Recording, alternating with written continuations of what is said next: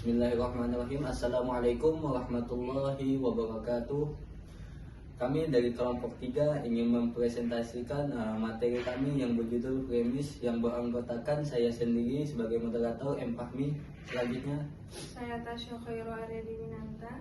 Saya Sarah Safadila. Saya Reyes Rashid. Saya Evan Dwi. berikut pembahasannya dari anggota kami. Next. Ya baik, sebelum kita membahas premis lebih dalam, perlu diketahui bahwasanya premis adalah bagian yang tidak wajib di dalam sebuah akta. Untuk akta sendiri terbagi menjadi dua, yaitu akta otentik dan akta di bawah tangan.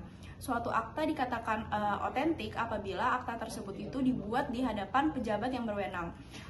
Pejabat yang berwenang sendiri itu disebut dengan notaris. Maka dari itu, suatu akta yang dibuat di hadapan notaris dapat disebut sebagai akta yang otentik atau akta yang sah. Pembuatan perjanjian dengan akta otentik harus sesuai dengan ketentuan pasal 38 Undang-Undang Nomor 30 Tahun 2004 tentang jabatan notaris atau biasanya disebut dengan UUJN.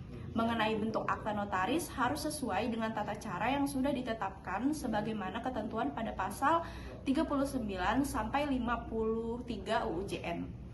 Telah disinggung sebelumnya bahwasanya premis adalah bagian yang tidak wajib dan tidak diatur di dalam Undang-Undang Jabatan Notaris untuk akta otentik. Hal ini serupa dengan perkataan Peter selaku montir akta yang mengatakan bahwasanya premis sendiri tidak diatur di dalam UUJN dan dalam praktik notaris premis dimuat setelah bagian komparisi dan sebelum isi akta, dan hanya memperjelas isi akta atau memuat penjelasan yang bersifat pertimbangan dibuatnya akta tersebut. Dikarenakan premis tidak diatur di dalam UUJN, maka akta notaris yang tidak memuat premis tetap bisa dikatakan sebagai akta otentik. Untuk mengetahui premis lebih lanjut, ada baiknya kita mengetahui terlebih dahulu definisi atau pengertian dari premis itu sendiri.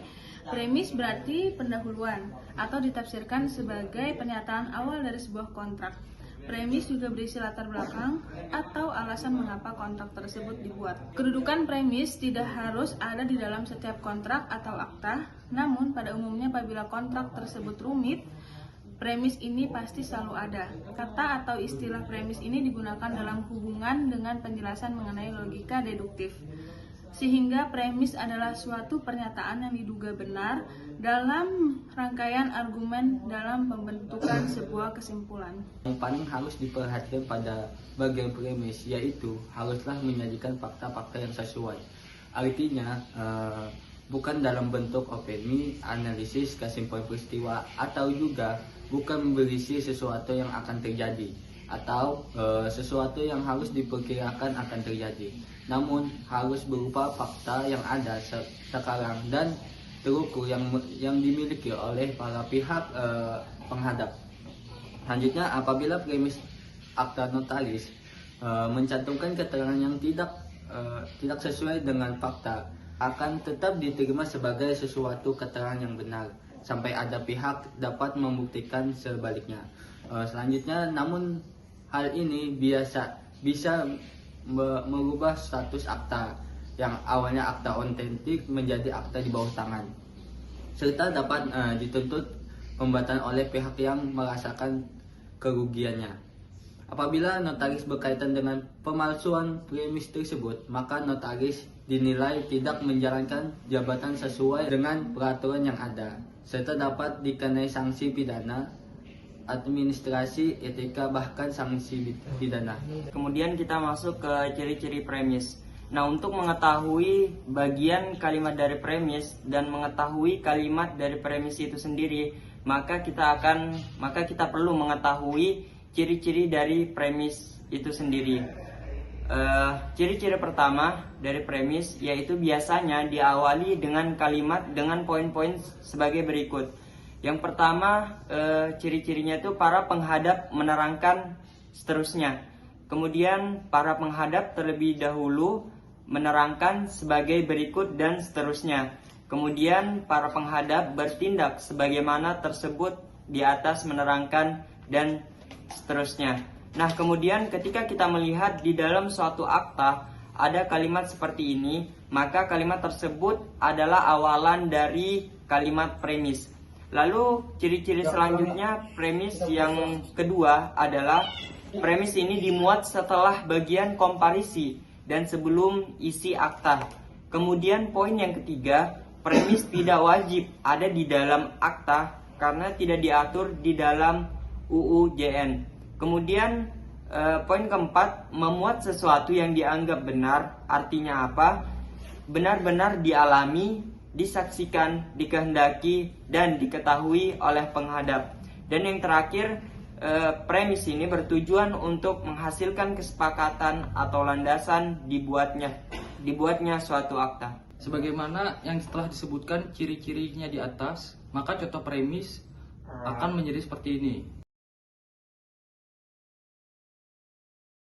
Pada contoh pertama ini, bisa dilihat pada kalimat para penghadap menerangkan terlebih dahulu, yang menandakan bahwa contoh pertama ini adalah bagian dari premis.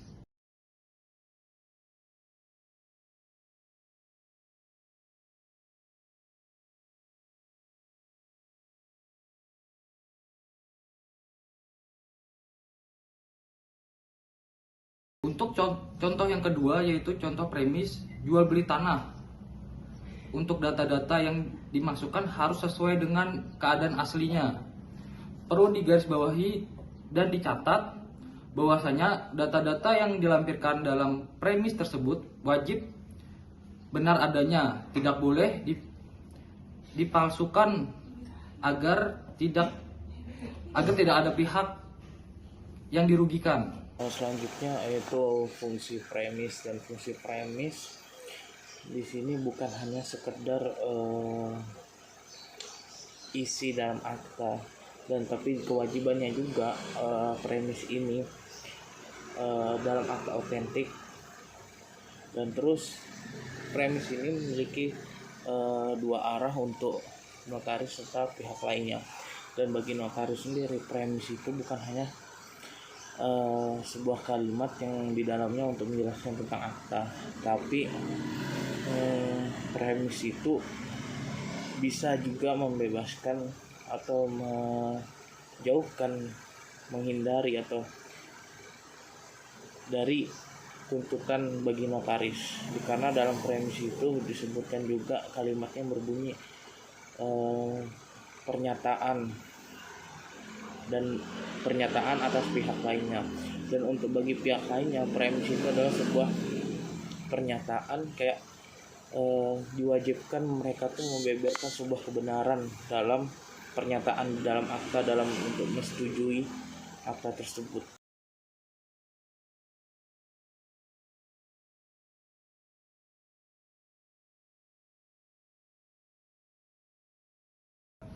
Sekian dari kelompok kami.